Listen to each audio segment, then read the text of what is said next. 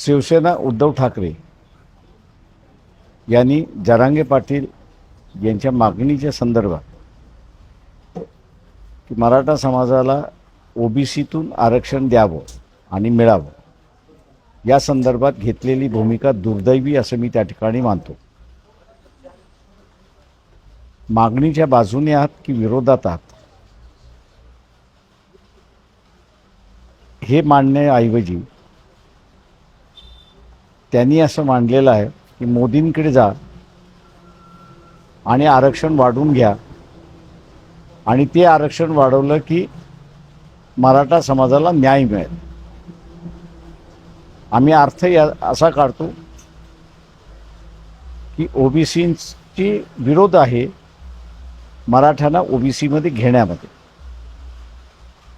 आणि उद्धव ठाकरे हे सुचवतात आहेत की मराठा समाजाला ओबीसीमध्ये समावेश करून त्यांना आरक्षण देण्यात यावं.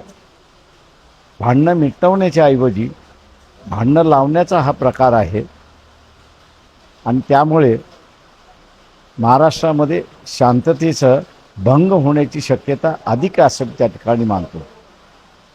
सेनेची भूमिका ही दुर्दैवी हे पुन्हा नमूद करतो.